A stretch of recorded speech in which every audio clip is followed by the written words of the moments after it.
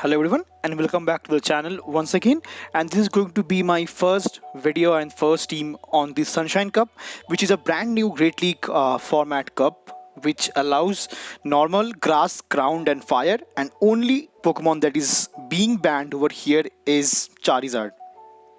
But apart from it, since normal types are allowed, normal flying does take a really good hand onto the meta because they neutralize the damage from fighters, doing counter damage to the fighters as well, and doing good amount of damage to grass and ground also. So that is the reason what I see in the meta over here is going to be dominated by normal types, maybe like Vigoroth, Dovul, some other normal types, and apart from that, normal flying, maybe the top list is Pidgeot, Noctowl. Apart from that, it's Ruffet, and Swallow is also there, but mostly Pidgeot and Noctowl is going to be there in the every team.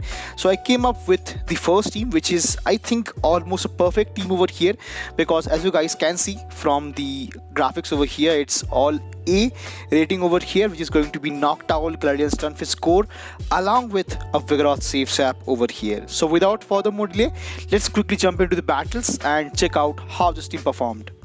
So now, moving into the first battle, I pick up a lead against G.Stunfisk, of course.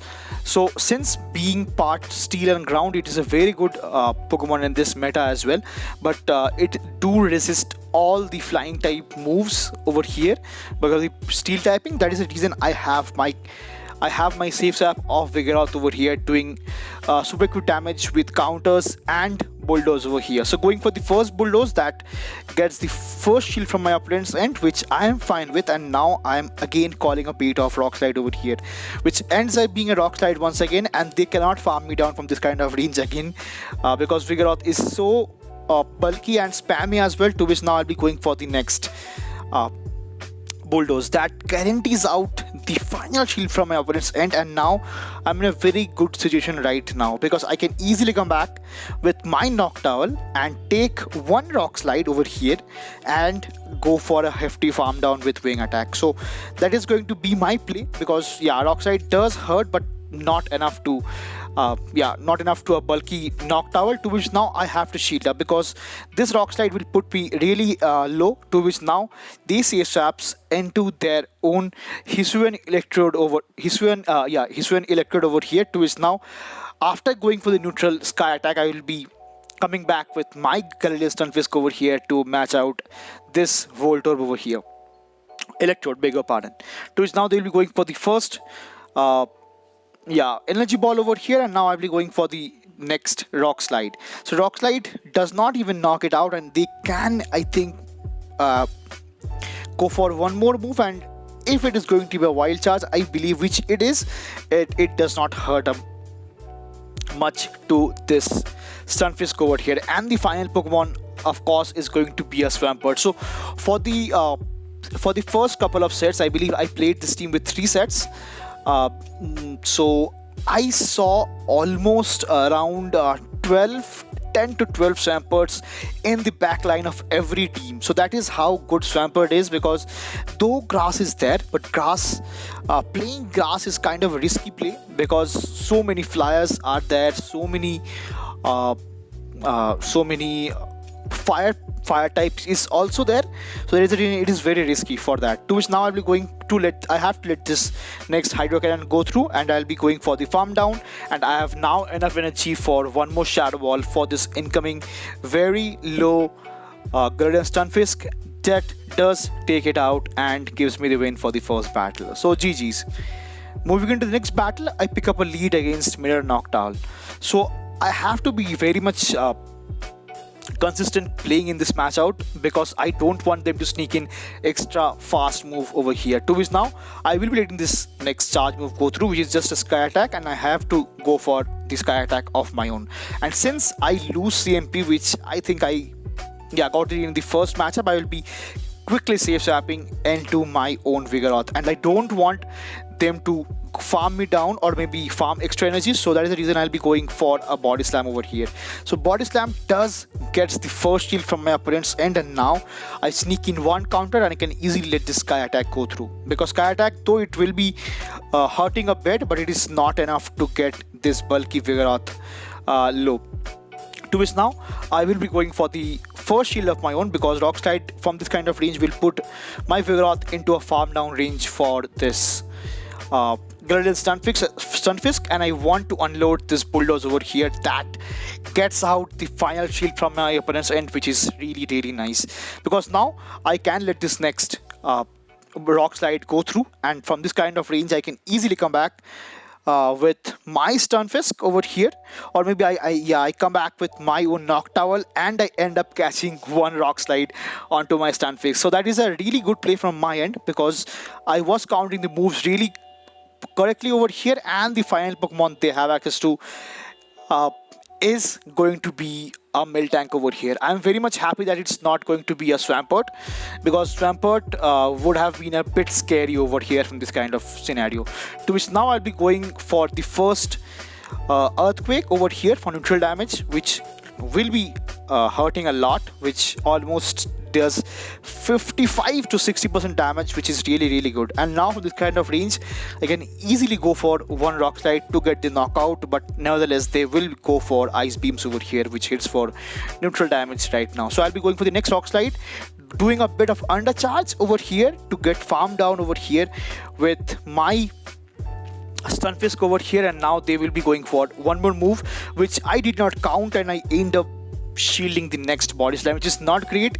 And now they comes back with their own Stunfisk, which is not really a good play, because I was so much loaded on with energy, and they gets the knockout with the Earthquake, and let's see what they comes back in with once again. So they have to come back with their Noctowl, because their Miltank is quite low, so that I can easily go for a farm down.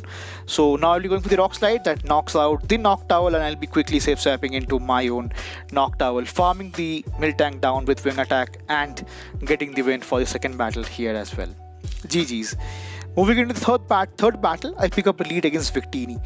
So Victini lead is really tough, because it have got access to only nukes, which is Recreate and Overheat, to which now they save swaps into their own Vigoroth.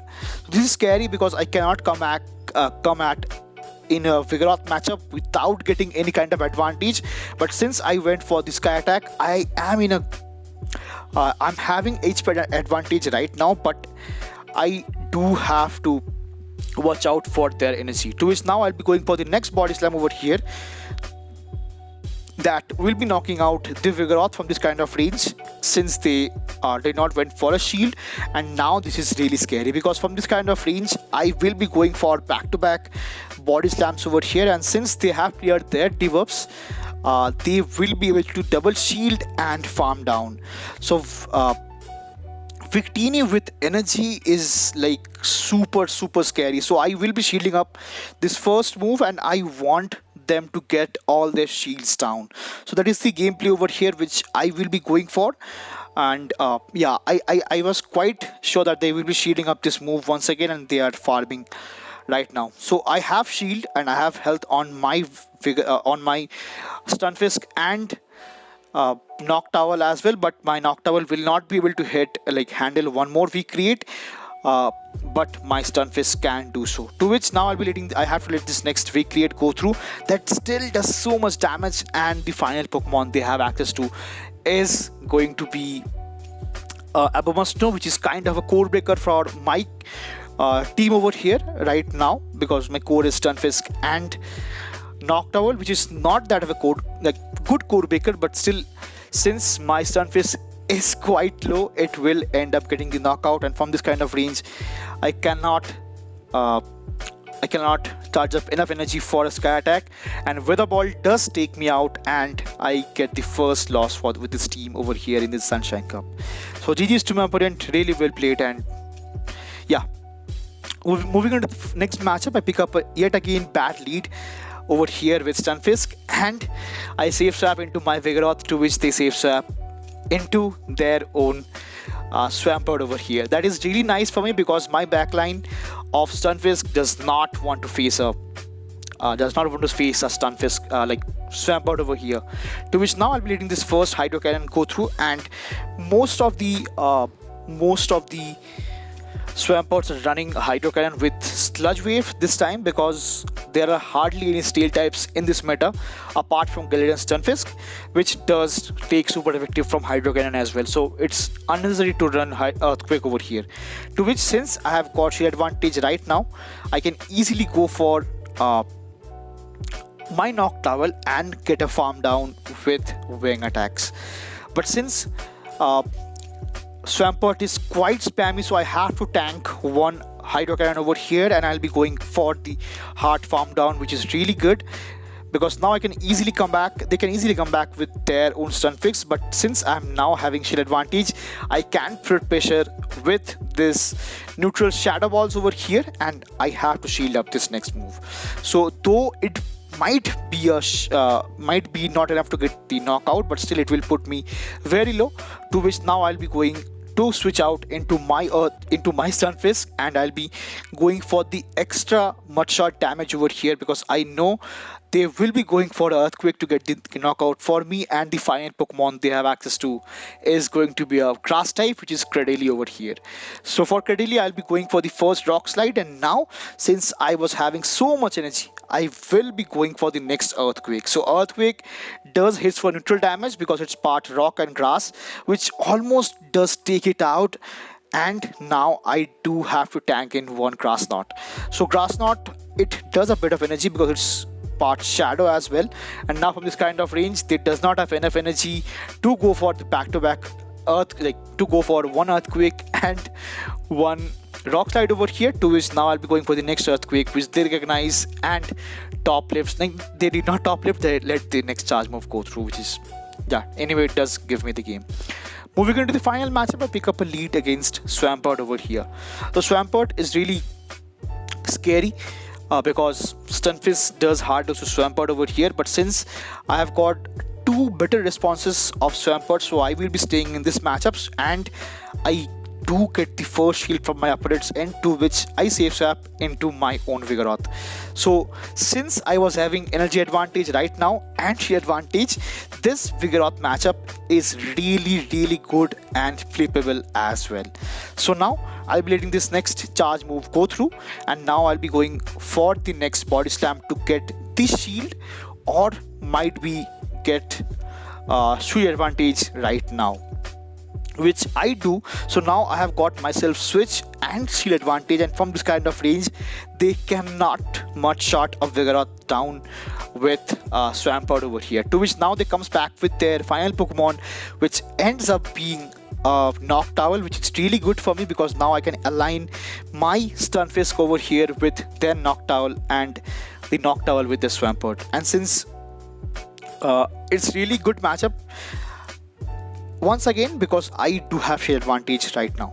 So Shadow Ball does hurt a bit, but it's not enough for a bulky mon like Galarianstunfisk, to which they tried to catch the next Rock Slide onto their Swampert, which I was anticipating, and I hold on to the energy, which is quite good because now I can easily go for one Earthquake, get the shield, and now I can easily come back with my Noctowl over here, which will be handling one Hydro Cannon. But since it was a shadow, I didn't want to take chances, to which now I'll be forced to shield up and go for the next Sky Attack. So Sky Attack from this kind of range does knock out the Swampert, and they will be coming back in with their Noctowl over here, and they have to throw because they cannot farm it down until and unless I farm them down with a Sky Attack. One Sky Attack and then farm down, which they recognize, and they went for a Sky Attack, but nevertheless they don't have it will not just be enough to get the knockout as well. And now I can easily come back with my Stunfisk, and I'm trying to get a farm down with double resisted mud shot onto a Noctowl, which I do get, and I get the win for the battle over here as well. So this is the team which I tried out in the first couple of sets, which worked out really well for me. And if you're trying out this team, do let me know how it is working out for you. And thanks for watching, and see you again in the next one. Till then, peace.